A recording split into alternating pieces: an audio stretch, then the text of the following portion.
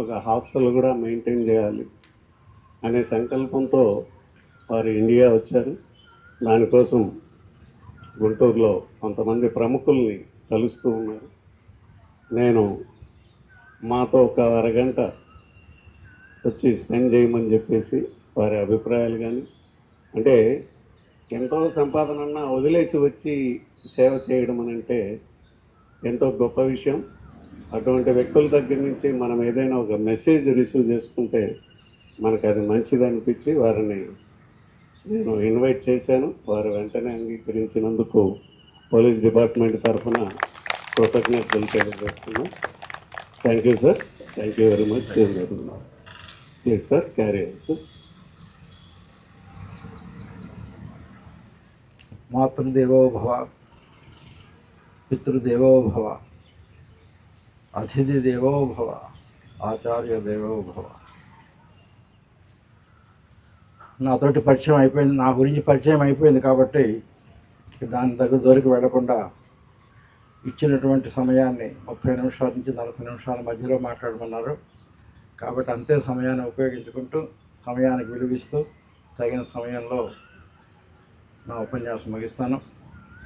మొట్టమొదటిసారిగా నన్ను ఆహ్వానించినటువంటి హనుమంత్ గారికి నా హృదయపూర్వక కృతజ్ఞతలు తెలుసుకుంటూ, అదేవిధంగా మీరందరూ లేకపోతే నేను ఈరోజు చెప్పే అవకాశం నాకు దక్కేది కాదు. కాబట్టి నాకు చెప్పే అవకాశం ఇచ్చినటువంటి మీ అందరికి కూడా కృతజ్ఞతలు తెలుపుకుంటూ నేను చెప్పాలనుకున్నది క్లుప్తంగా మీ హృదయాలకు హత్తుకునే విధంగా, మీ హృదయాలకి హత్తుకునే విధంగా, అంతో ఇంతో ఇక్కడి నుంచి వెళ్ళేటప్పటికి నీ మనసును ఆలోచింపజేసేటటువంటి విధంగా కొద్దో గొప్ప మీ జీవితాల్లో మార్పు తీసుకునేటటువంటి విధంగా కొద్ది వాక్యాలు మీతో పంచుకోవడానికి ప్రయత్నిస్తాను. ఈ గంటలో ఏ ఒక్క నిమిషాన్ని కూడా మీరు ఆలోచించుకొని కనుక అమలు చేస్తే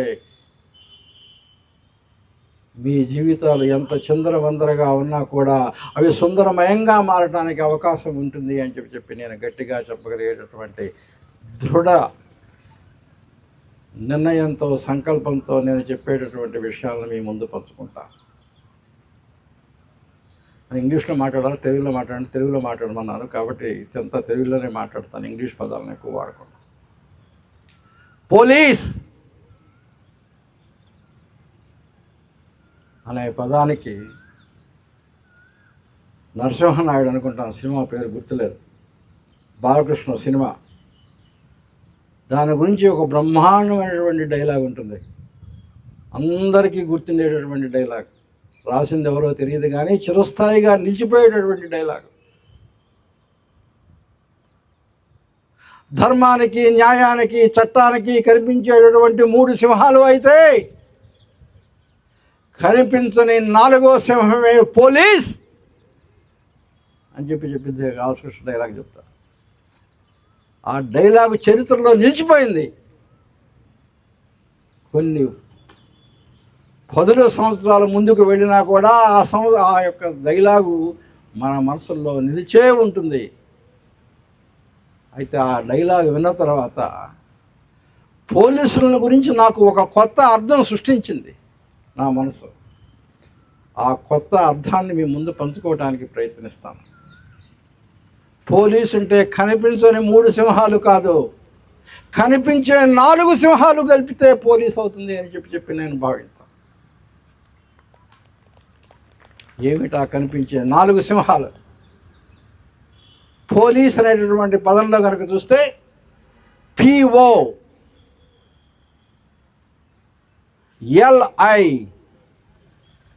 POLICE, పోలీస్.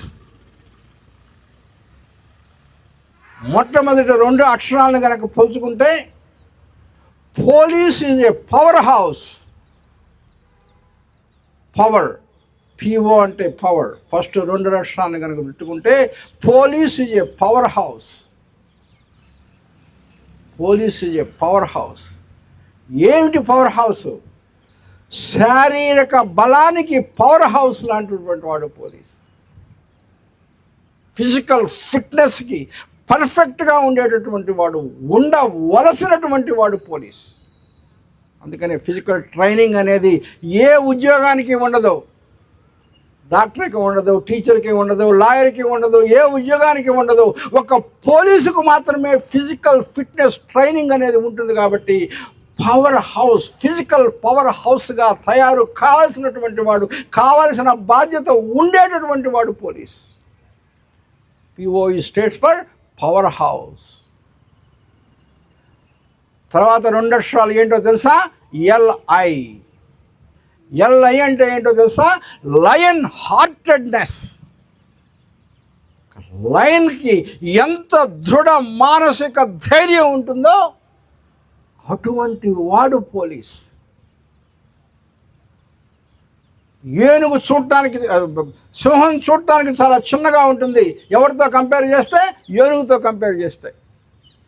ఏనుగు 4 కాళ్ళల్లో ఒక్క కాలును తీసి తూకం వేసి సింహాన్ని కనుక పక్కన పెడితే దాదాపు సింహమే తక్కువ దూగుతుందేమో, ఏనుగు ఒక్క కాలే పైకి దిగుతుందేమో.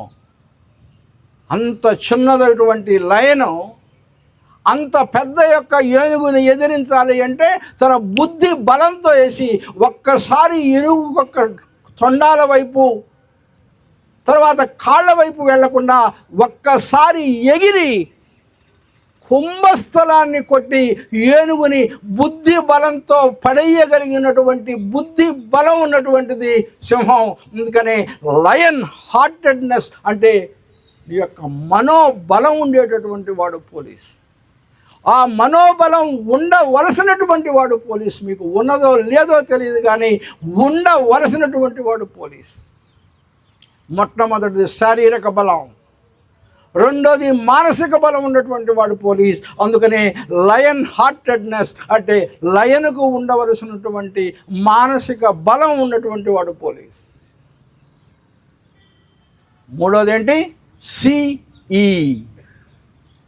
CE అంటే ఏంటో తెలుసా? కాన్షియస్నెస్ ఎనర్జీ ఉండేటువంటి వాడు పోలీస్. కాన్షియస్నెస్ అంటే తెలుగులో అర్థం ఏంటో తెలుసా? ఆత్మ. ఎనర్జీ అంటే ఏంటో తెలుసా? బలం. అంటే ఆత్మ బలం ఉండేటటువంటి వాడు పోలీస్. ఆత్మ బలం ఉండవలసినటువంటి వాడు పోలీస్. అంటే నీలో ఉన్నటువంటి ఆత్మశక్తిని గ్రహించి, అనుభవించి అది ప్రదర్శించగలిగినటువంటి వాడు, ప్రదర్శించవలసినటువంటి వాడు పోలీస్. ఎప్పుడైతే ఆత్మ బలం కనుక నీకు వస్తుందో, ఎప్పుడైతే కాన్షియస్ ఎనర్జీని నువ్వు గుర్తిస్తావో నీలో ఏమొస్తుందో తెలుసా? కాన్ఫిడెన్స్ ఎనర్జీ నీలో వచ్చేస్తుంది. కాన్ఫిడెన్స్ ఎనర్జీ, కాన్షియస్నెస్ ఎనర్జీని నువ్వు ఎప్పుడైతే గుర్తిస్తావో కాన్ఫిడెన్స్ ఎనర్జీ నీలో వస్తుంది. ఎప్పుడైతే కాన్ఫిడెన్స్ వస్తుందో, ఆత్మను ఎప్పుడైతే గుర్తించావో ఆత్మవిశ్వాసం అనేది నీలో వెల్లివిరుస్తుంది. కాబట్టి మొట్టమొదటి సింహం, పోలీసులో ఉండేటటువంటి మొట్టమొదటి సింహం ఏంటో తెలుసా? First power house, physical power. రెండో సింహం ఏంటో తెలుసా? లయన్ హార్టెడ్నెస్, మానసిక బలం. మూడోది ఏంటో తెలుసా? కాన్షియస్నెస్ ఎనర్జీ, కాన్ఫిడెన్స్ ఎనర్జీ, ఆత్మ బలం. ఈ 3 సింహాలని ఒక్క చోటకు చేర్చితే ఎటువంటి సింహంగా తయారవుతుందో, ఈ 3 సింహాలు కలిస్తే ఒక్క సింహంగా మారితే ఎలా ఉంటుందో వాడే 4వ సింహం పోలీస్.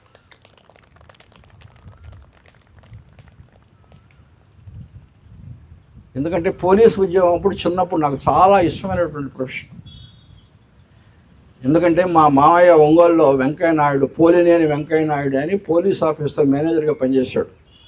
ఇప్పుడు ఆయన దగ్గర అయ్యలు అనేటటువంటి ఒక కానిస్టేబుల్ ఉండేవాడు. నేనంటే చాలా ఇష్టం. నన్ను ఎత్తుకొని తిప్పుతావా, అక్కడ తీసుకెళ్తా, ఇక్కడికి వెళ్తా. నాకు అందరికంటే అయ్యలంటే ఇష్టం. ఎందుకంటే నాకు ఏది కావాలంటే అది కొనిపెడతాడు, ఎక్కడ కావాలంటే అక్కడ తీసుకెళ్ళేవాడు, జీబులో అంతా తిరుగుతూ తిప్పేవాడు. మా అమ్మ నాన్నకంటే కూడా అతనంటే ఇష్టం. ఎందుకంటే ఏదంటే బాబు బాబు బాబు అంటే నన్నంతా చేపించేవాడు. అప్పుడు నేను చూసి అయ్యలో నేను పోలీస్ ఆఫీసర్ అవుతాను అంటేవాడు. అంటే పాపం అతను బాబు బాబు బాబు ఆ మాట అనబాకయ్యా, నీకు చాలా పెద్ద భవిష్యత్తు ఉంది అంటే ఏమి మీరు అందరూ చూడు ఎంత బాగున్నారో, అంత పవర్ ఉంటుంది, అంత ఎనర్జీ ఉంది, కాబట్టి నేను పోలీస్ ఆఫీసర్ అవుతాను అనుకున్నాను. అప్పుడు పోలీసు వాళ్ళ కష్ట సుఖాల గురించి నాకు అతను చెప్పాడు. పోలీస్ అనేది ఎంత స్ట్రెస్ఫుల్ జాబో, పోలీసు అని వాళ్ళు ఎటువంటి పరిస్థితుల్లో పనిచేయాలో, పోలీసు అనేటువంటి వాడు ఎటువంటి పరిస్థితులను ఎదుర్కోవాలో అప్పుడు అయ్యల ద్వారా చిన్నప్పుడు చెప్పినటువంటి విషయాలు పోలీసు మీద ఒక విధమైనటువంటి అభిప్రాయం నాలో కలుగజేసి ఒక మూలన పడి ఉన్నాయి. అది ఇన్ని సంవత్సరాల తర్వాత మార్నింగ్ వారు పోలీసుల గురించి మాట్లాడారు సార్ అంటే ఆ లాంగ్ టర్మ్ మెమరీలో నుంచి ఒక్కసారి పోలీసు యొక్క జీవితం ఎలా ఉంటుంది అని చెప్పి నాకు తెలుసు.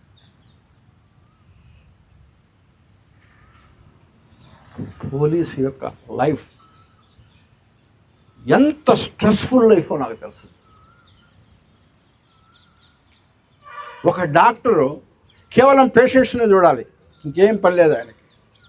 ఒక టీచరు స్టూడెంట్స్కి టీచర్ మాత్రమే చెప్పాలి, వేరే పని ఉండదు. కానీ ఒక పోలీస్ అది కాదు. తప్పు చేసినటువంటి వాడిని శిక్షించడానికి పోలీసు కావాలి. ఎవరికి తప్పు జరిగిందో ఆ తప్పు చేసిన వాడి నుంచి తప్పు చేయబడినటువంటి వాడిని రక్షించే ప్రయత్నం కూడా పోలీసుదే.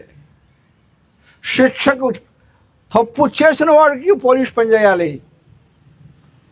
ఎవరికైతే తప్పు జరిగిందో వాళ్ళని ఈ తప్పు చేసిన వాడి దగ్గరని రక్షించడానికి కూడా పోలీసు పనిచేయాలి.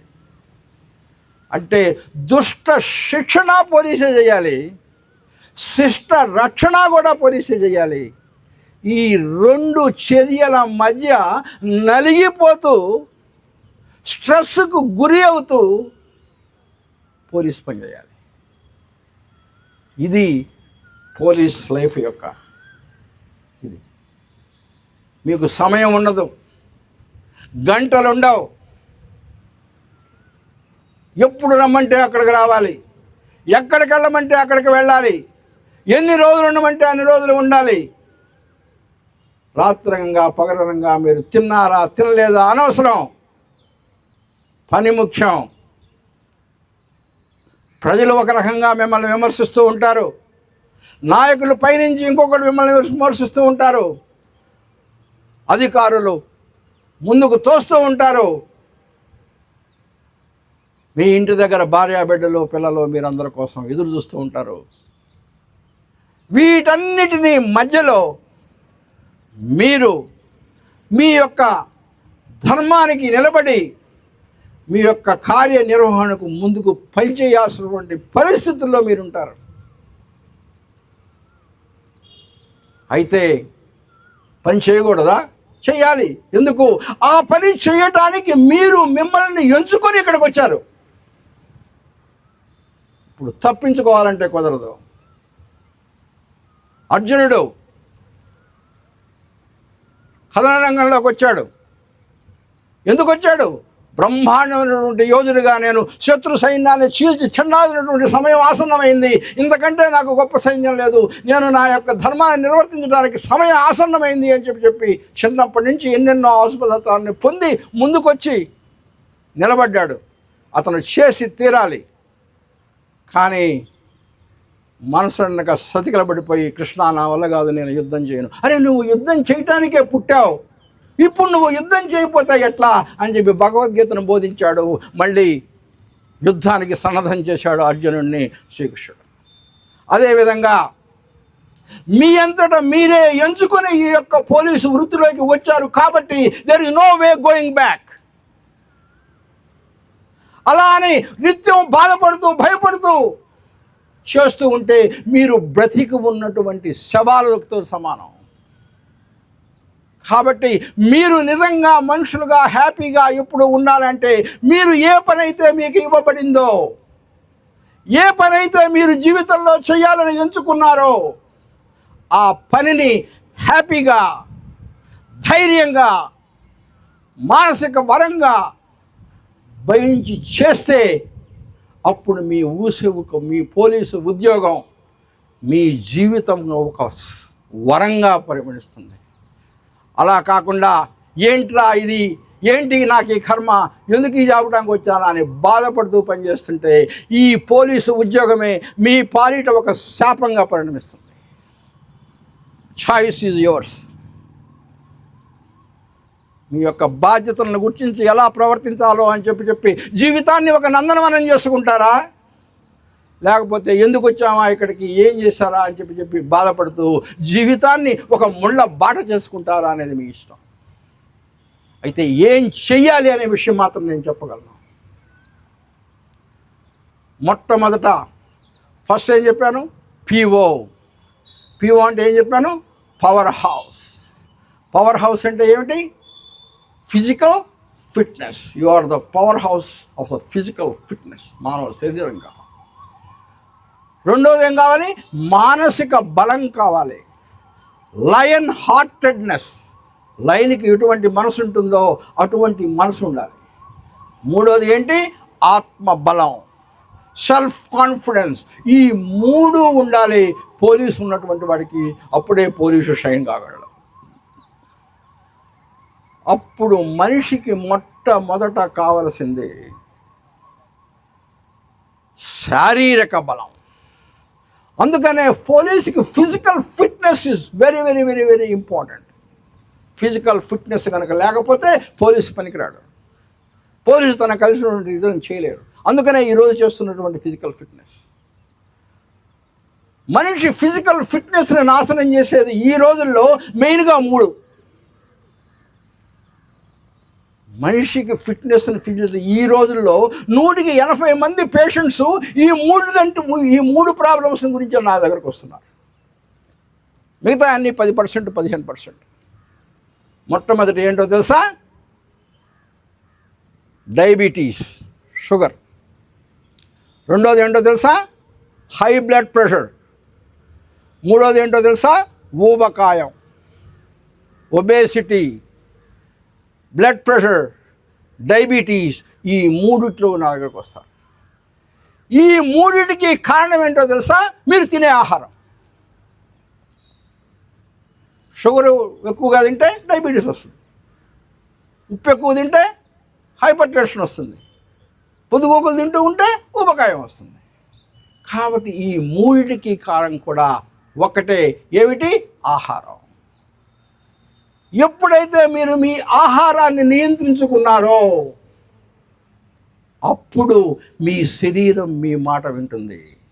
ఎప్పుడైతే మీ ఆహారాన్ని మీరు నియంత్రించుకోలేదో మీరు మీ శరీరం మాట వినాలి. మీరు శరీరం మాట విన్నారో శరీరానికి బానిసలైపోతారు. మిమ్మల్ని నాశనం చేయడానికి మీ శరీరం రెడీగా ఉంటుంది. అదే మీరు చెప్పినట్టుగా మీ శరీరం వినేటట్టుగా చేశారో మీరు ఎక్కడికి, ఏ సుదీర్ఘ తీరాలకి, ఏ ఉన్నత తీరాలకు చేరాలో అక్కడికి మీ శరీరం మిమ్మల్ని చేరుస్తుంది. అది ఒకటి ఇంపార్టెంట్. రెండోది ఎక్సర్సైజ్, ఫిజికల్ ఎక్సర్సైజ్. అంటే ఏరోబిక్ ఎక్సర్సైజ్. అంటే ఏది చేస్తే మీ గుండె గట్టిపడుతుందో, ఏది చేస్తే మీ శ్వాస పెరుగుతుందో, ఏది చేస్తే మీ నాడి కరెక్ట్గా ఎక్కువ కొట్టుకుంటుందో అటువంటి ఎక్సర్సైజ్ చేయాలి. That is called aerobic exercise. That is called running and all that of exercise. అంటే నేను ఎక్కువ టైం తీసుకొని ఒక్కదానికి, ఇదంతా 1 డే క్లాసు కాబట్టి తర్వాత ఎప్పుడన్నా మళ్ళీ కలిసినప్పుడు మాట్లాడుకుందాం. This is physical fitness. Power house, మీరు శరీరం యొక్క పవర్ హౌస్ని పెంచుకోవడానికి చేయవలసినటువంటి పని. రెండోది లయన్ హార్టెడ్నెస్, మానసిక బలాన్ని ఎలా పెంచుకోవాలి, లైన్కు ఉండేటువంటి మానసిక బలాన్ని ఎలా పెంచుకోవాలి అనే విషయం కనుక ఆలోచిస్తే, మనసు అనేది చాలా కోతి లాంటిది. మన మనసు కూడా ఎలాంటిదో తెలుసా, ఒక కోతికి సారాయి దాపిచ్చి అదే కోతికి గనక తేలుగుట్టించి అదే కోతికి గనక పిచ్చి పట్టిస్తే ఆ కోతి ఏ రకంగా ప్రవర్తిస్తుందో మన మనసు ఆ రకంగా ప్రవర్తిస్తుంది. మామూలు కోతులం కూడా కాదు మనం. కోతి, తేలుగుట్టిన కోతులం, సారాయి తాగినటువంటి కోతులం, పిచ్చి పట్టినటువంటి కోతులం. అటువంటి కోతి ఎలా ప్రవర్తిస్తుందో మన మనసు ఆ రకంగా ప్రవర్తిస్తుంది.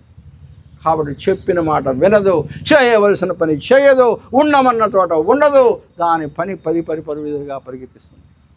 ఆ యొక్క మానసిక బలం కోతిని కట్టేసి చెప్పినట్టుగా చెయ్యాలి అంటే మీరు చేయవలసింది ధ్యానం. ధ్యానం నీ మనసుని కట్టడి చేసి ఉన్న చోట ఉంచగలిగేది ధ్యానం. ఆ తర్వాత ఇంకొకటి కూడా చేయొచ్చు, ఇక అలా ఉంచడానికి సహాయం చేసేది ప్రాణాయామం. మీ యొక్క మనసుకు మీ శ్వాసకు చాలా దగ్గర సంబంధం ఉంది. శ్వాసను కనుక గమనిస్తే మీ యొక్క ధ్యానం చక్కగా కుదురుతుంది. దాని తర్వాత మీరు చేయాల్సింది యోగాసనాస్. ఇందాక మీరు చెప్పించారు చూడండి. యోగా అంటే ఏంటో తెలుసా? It is called aerobic exercise, not aerobic exercise. Aerobic exercise అంటే యోగా చేసేటప్పుడు మీ బీపీ పెరగదు, పరిగెత్తేటప్పుడు మీ బీపీ పెరుగుతుంది. యోగా చేసేటప్పుడు మీ పల్స్ పెరగదు, పరిగెత్తేటప్పుడు మీ పల్స్ పెరుగుతుంది. యోగా చేసేటప్పుడు మీ శ్వాస పెరగదు, పరిగెత్తేటప్పుడు మీ శ్వాస పెరుగుతుంది. అంటే శరీరంలో ఉన్నటువంటి, మైండ్లో ఉన్నటువంటి టాక్సిన్స్ అన్నిటినీ పోగొట్టేది యోగా. కాబట్టి నీకు మానసిక బలం కావాలి అంటే మీరు ప్రాక్టీస్ చేయవలసింది మెడిటేషన్, ప్రాణాయామ, 3 యోగా. ఈ 3 కనుక చేసినట్లయితే మీరు ఎళ్ళగా తయారవుతారు. ఎటువంటి మైండ్ వస్తుంది మీకు? లయన్ మైండ్ వస్తుంది, లయన్ హార్ట్ వస్తుంది. హార్ట్ అంటే ఒక్కోసారి మనసు, నీకు హృదయం లేదురా అంటాం. హృదయం లేదురా అంటే మంచి మనసు లేదురా నీకు అంటాం. అంటే లయన్ హార్ట్ అంటే లయన్కు ఉండేటటువంటి మనస్తత్వం మీకు వస్తుంది. కాబట్టి మనిషికి చూడండి, ఎప్పుడైతే శారీరక ఆరోగ్యం సరిగా లేదో, ఎప్పుడైతే మానసిక ఆరోగ్యం సరిగా లేదో, మూడోది కూడా లేకుండా పోతుంది. మనిషిలో 3 ఉంటాయి: శరీరము, మనసు, మూడోది ఇంకోటి ఉంటుంది. ఏంటది? బుద్ధి. ఎప్పుడైతే శరీరం సరిగా పనిచేయదో, ఎప్పుడైతే మనసు సరిగా పనిచేయదో, మూడోది ఆటోమేటిక్గా పనిచేయకుండా పోతుంది, బుద్ధి. ఎప్పుడైతే బుద్ధి సరిగా పనిచేయదో, బుద్ధి పక్కదారులు తోస్తుంది. బుద్ధి స్ట్రైట్గా పనిచేయాలి, చెప్పినట్టు వినాలి. బుద్ధి పక్కదారులు చుట్టం మొదలు పెడుతుంది. అంటే శరీరం ఆరోగ్యం బాగలేదు, నా మనసు బాగలేదు, ఎన్ని రోజులు బతుకుతానో తెలియదు, కుటుంబం ఏమైపోతుందో తెలియదు, పిల్లల్ని ఎట్లా చదివించాలో తెలియదు, డబ్బులు సరిగా రావటం లేదు. కాబట్టి ఏదో ఒకటి చేసి తొందరగా బయటపడాలి అనేటటువంటి ఆలోచన వస్తాయి. ఎప్పుడైతే శారీరక బలం లేదో, ఎప్పుడైతే మానసిక బలం లేదో, ఎప్పుడైతే శారీరక అనారోగ్యానికి గురి అయ్యావో, ఎప్పుడైతే మానసిక అనారోగ్యానికి గురి అయ్యావో, మూడో అనారోగ్యం మీకు చెప్పకుండానే మీ దగ్గరకు వస్తుంది. ఏందో అనారోగ్యం తెలుసా? నైతిక అనారోగ్యం. నైతికత అనారోగ్యం, అనైతిక అనారోగ్యం, అనైతికత అనేది మీలోకి వచ్చేస్తుంది. అప్పుడు షార్ట్ కట్స్, ఎలా త్వరగా మనం ఏదో రకంగా పెద్దవాళ్ళం కావాలి, ఐ డోంట్ కేర్ ఎలానో అని చెప్పి పక్క దారులు దొరుకుతాం. అప్పుడు ఒక తల్లి కథ, ఒక బిడ్డ చాలా కష్టపడి అమ్మకి సహాయం చేయాలని చెప్పి రోజు తీసుకొచ్చి, అమ్మ నీకేం కావాలడుగు, ఏం కావాలడుగు అని చెప్పి ఆమెకు అన్నీ సమకూర్చి తల్లి చాలా హ్యాపీగా ఉంది. తీరా వాళ్ళ అమ్మకి అన్నం పెడుతుంటే పోలీసులు వచ్చి పట్టుకొని వెళ్ళారు. ఏంట్రా బాబు అంది. అమ్మా, ఈరోజు ఇప్పుడు దాకా నేను ఇచ్చిన ఇవన్నీ కూడా ఫలాని చోట దొంగతనం చేసి తీసుకొచ్చి నీకు అప్పిటాను తల్లి. నీ సుఖం నాకు ముఖ్యం అనుకున్నాను, ఇవన్నీ నాకు ముఖ్యం కాదు. ఎట్లా సంపాదిస్తానో నాకు అనవసరం లేదు, నిన్ను సుఖపెట్టడమే నా ముఖ్యం అనుకున్నానమ్మా. చేసిన పనికి శిక్ష అనుభవిస్తున్నానమ్మా, వెళ్ళిపోతున్నానమ్మా అని చెప్పి తల్లిని వదిలిపెట్టేసి కొడుకు వెళ్ళిపోయాడు. అప్పుడు తల్లి అంటుంది, ఎందుకు చేసావురా ఈ పని? నలుగురిలో నన్ను తలెత్తుకోకుండా చేసావు కదరా, ఎందుకురా నాకు ఇంత ఇళ్ళు ఇచ్చావు, ఎందుకురా ఇంత బంగారు నగలిచ్చావు, ఎందుకురా హంసతురిక తల్పం ఇచ్చావు, వీటన్నిటి మీద పెట్టుకొని నా కొడుకు జైలుకి వెళ్ళాడా అని చెప్పి ఏడుస్తూ బతకమంటావంటారా ఈ ఇంట్లో, ఏడుస్తూ పడుకోమంటావంటారా ఈ మంచం మీద, ఏడుస్తూ వేసుకోమంటావంటారా నువ్వు వేసుకున్నటువంటి మంటలు అని చెప్పి ఆలోచించి ఒక్క చంపన కొట్టి పోయేదవా నువ్వు నా ముందు అవసరం లేదు పో అని చెప్పి ఇంటిలో నుంచి గెంటేసింది ఆ తల్లి. కాబట్టి షార్ట్ కొట్టు. ఎప్పుడైతే శారీరక అనారోగ్యం వస్తుందో, మానసిక అనారోగ్యం వస్తుందో, అనైతిక అనారోగ్యం కూడా ఆటోమేటిక్గా చేరుతుంది. మనిషిని సర్వనాశనం చేసి అధోగతికి పాలకు చేరుస్తుంది. ఎంత సార్ ఏమన్నా 10 minutes ఓకే, ఇంకో 10 నిమిషాలు ఉందన్న. కాబట్టి మానసిక అనారోగ్యం, కాబట్టి శారీరక అనారోగ్యం ముఖ్యం.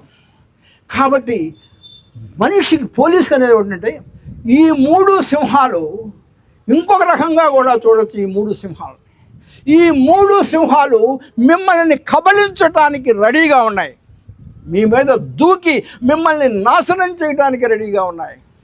శారీరక అనారోగ్యం అనేటటువంటి ఒక సింహం, మానసిక అనారోగ్యం అనేటటువంటి ఇంకొక సింహం, అనైతిక అనారోగ్యం అనేటటువంటి ఇంకొక సింహం మిమ్మల్ని 3 వైపుల నుంచి మిమ్మల్ని కబళించి నాశనం చేయడానికి రెడీగా ఎదురు చూస్తున్నాయి.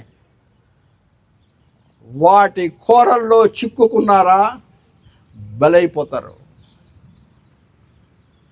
తాత్కాలికంగా మీరు ఉపశమనం పొందొచ్చు, తాత్కాలికంగా సుఖాలు పొందొచ్చు,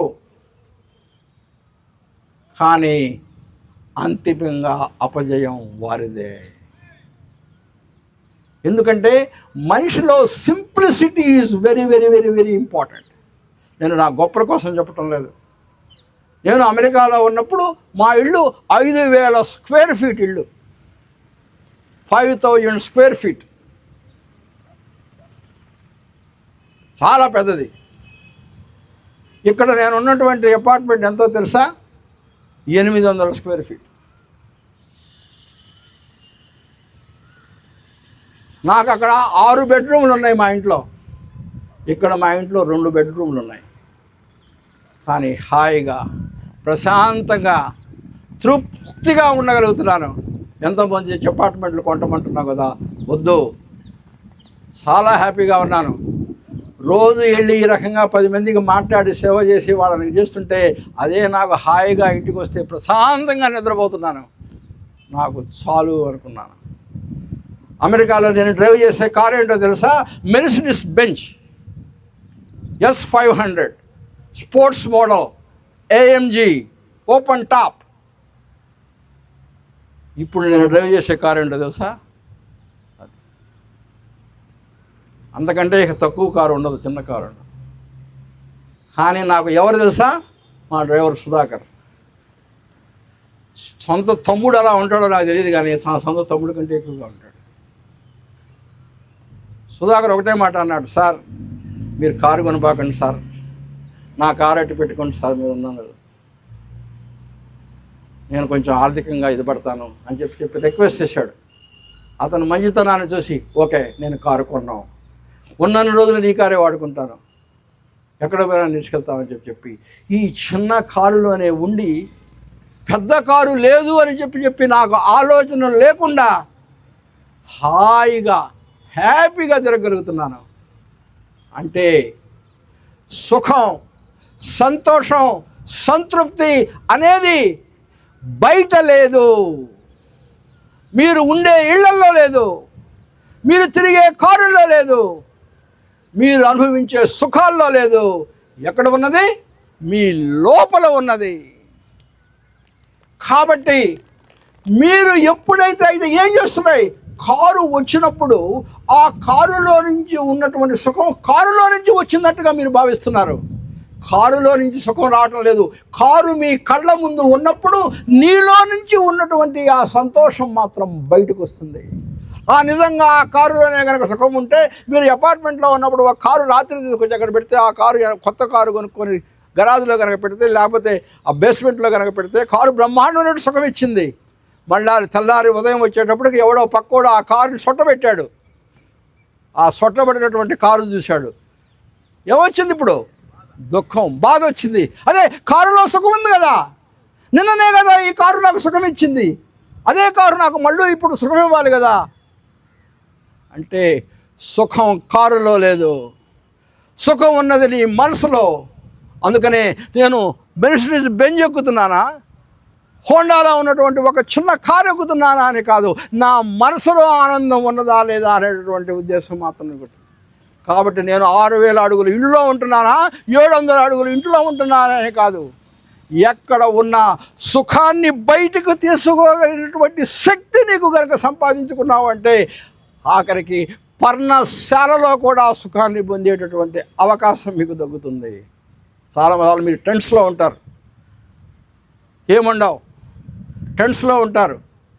టెంట్లో ఉన్న మీ ఇంటిలో ఉన్న ఒకే రకమైనటువంటి సుఖాన్ని అనుభవించేటటువంటి శక్తి సామర్థ్యాలు మీరు సంపాదించినప్పుడు మీకు శారీరక బలం సంపాదించేటటువంటి క్రమశిక్షణ మీకు వస్తుంది, మానసిక బలం సంపాదించేటటువంటి యోగ భావన మీకు వస్తుంది. ఎక్కడ ఉంటే అక్కడ సుఖం. ప్రపంచంలో కనిపించేటటువంటి వస్తువుల నుంచి సుఖాన్ని పొందాలి అనేటటువంటి ఆలోచన మాని నీలో ఉన్నటువంటి సుఖాన్ని బయటికి పెట్టి 10 మందికి ఆ సుఖాన్ని, ఆ సంతోషాన్ని, ఆనందాన్ని ఎలా పంచాలా అనేటటువంటి ఆలోచన, ఆధ్యాత్మిక జ్ఞానం మీ అందరికీ వస్తుంది. లాస్ట్లో ఒక అమెరికాలో ఇండియాలో ఉన్నటువంటి ఒక పోలీసు ఒక అనుభవం, అమెరికాలో ఉన్నటువంటి ఒక పోలీసు యొక్క అనుభవం, రెండు పంచుకొని ఆ తేడా మీకు చూపించి ఇంకా కరెక్ట్గా 5 నిమిషాలు ఉంది, ముగిస్తాం. అమెరికాలో నేను డ్రైవ్ చేస్తున్నప్పుడు 70 మైళ్ళ speed,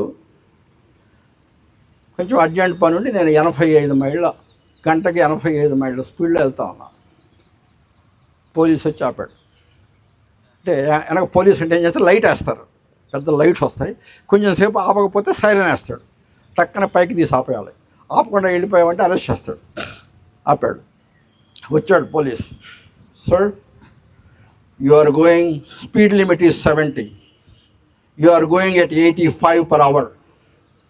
I have to give $700 ticket. Ticket అంటారు, ఫైన్ని అక్కడ టికెట్ అంటారు. కాబట్టి $700 ఫైన్ అంటే 70,000 రూపాయలు ఫైన్.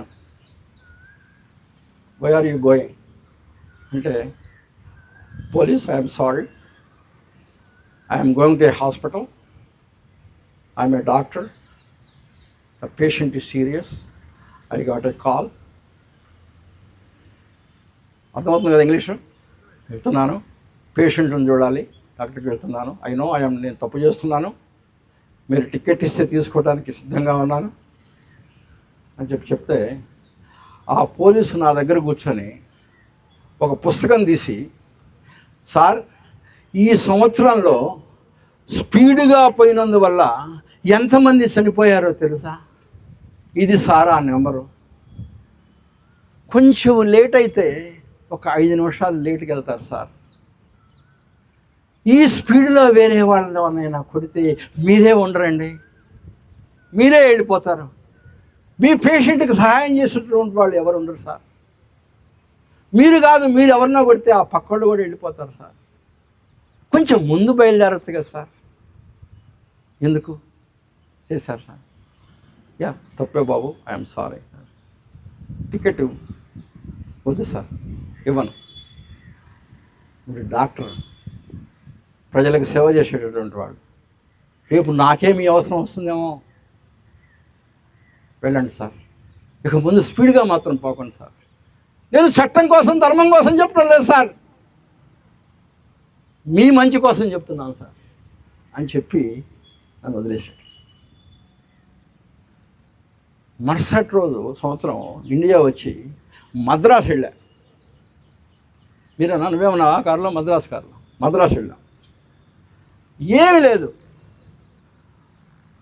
5 వెళ్ళాల్సినటువంటి, ఎందుకు ఆపాడో తెలియదు, ఎందుకో అదే ముందు ప్లేటో ఏదో సమ్ ప్రాబ్లం ఉంది, అది ఏపీ అనే బొమ్మ కనిపించింది వాడి దగ్గర, మద్రాసు.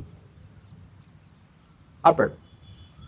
ఎందుకు ఆపాడో వాడికేమో, వాడికేమో ఇంగ్లీష్ రాదు, నాకేమో తమిళం రాదు, వాడేం చెప్తున్నాడో నాకు అర్థం కాదు, నాకేం చెప్తున్నాడో వాడికి అర్థం కాదు.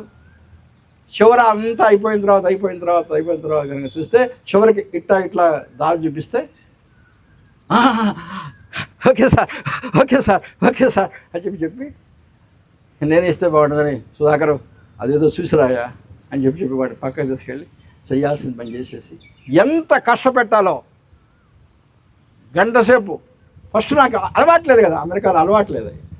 అలవాటు లేకుండా చేసి ఎట్టయితే వీడిని గురించి తప్పించుకుంటారు చాలరా బాబు, ఇది ఇవ్వటం తప్పు కానీ తప్పదు, ఏం చేస్తాం అని చెప్పి ఇచ్చి వదిలించుకొని వాడికి ఒక నమస్కారం పెట్టి, బాబు చాలా తప్పు మంచిది నేర్పించామని చెప్పి మంచి సార్ పోయినండి సార్, హ్యాపీ జర్నీ సార్, మీరు తిరుపతి వెళ్తున్నారు కదా సార్, ఇది కూడా ఒక 50 రూపాయలు ఇస్తాను సార్, ఇది కూడా కొంచెం దక్షిణలో చేయండి సార్, నేను ఇచ్చిన డబ్బుల్లో నుంచి అని చెప్పి పంపించాడు.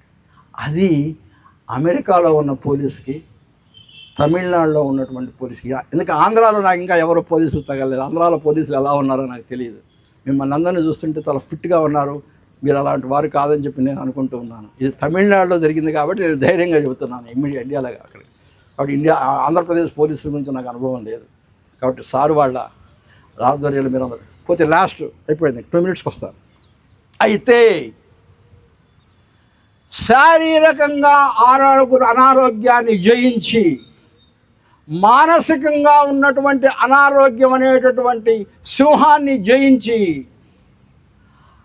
ఆత్మ బలం అనేటటువంటి ఆత్మ అనైక్యత అనైతిక ఆరోగ్యాన్ని జయించి వాళ్ళు జీవితంలో విజయం సాధిస్తారు అని చెప్పి నేను ఘంటాపదంగా చెప్పగలను. కానీ అలా విజయంలో సాధించి మెట్లు పైకి ఎక్కినటువంటి వాళ్ళు ఈ యొక్క ఇండియాలో ఎవరైనా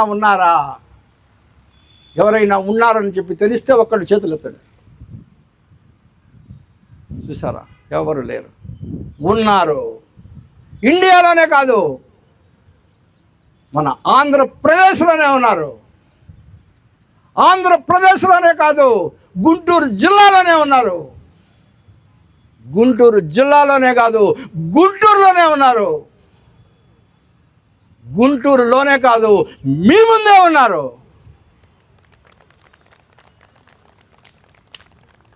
హనుమంత గారు ఆయనేమి ఎగ్జామ్స్ పాస్ అయ్యి అందరిలాగా రాలి. ఒక సామాన్యంగా తన పోలీసు ఉద్యోగాన్ని ప్రపంచారు. నాకు తెలియదు ఎక్కడ స్టార్ట్ అయ్యారు, sub inspector, circle inspector, I don't know. రాత్రి విజయసాద్ గారికి ఫోన్ చేశాను, సార్ కెరీర్ ఎక్కడ స్టార్ట్ అయింది సార్ అంటే, నాకు తెలియదు సార్, లేట్ అయింది సార్ అని చెప్పి. ఎక్కడ స్టార్ట్ చేశారో నాకు తెలియదు, కానీ చాలా చిన్న ఉద్యోగంగా స్టార్ట్ చేశారు ఉద్యోగం.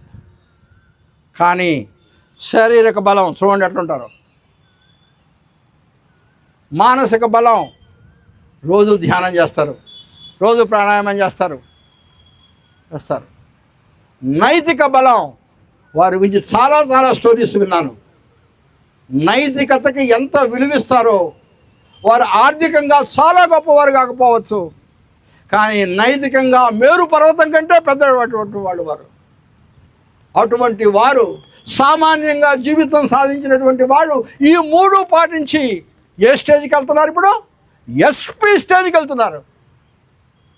కాబట్టి నేను చెప్పినవన్నీ కనుక చేసినట్టు కనుక చేస్తే మీరు కూడా విజయం పొందటానికి ఇంతకంటే వేరే తర్కాణం ఉంటుందా అని చెప్పి మిమ్మల్ని అందరిని అడుగుతున్నాను. కాబట్టి ఎప్పుడైనా ఆలోచించండి. 3 అనారోగ్యాలను జయించాలి. దగ్గర దారులు వెతక్కండి, రహదారిని పట్టుకోండి, చేరవలసిన గమ్యాన్ని చేర్చి తీరుతుంది.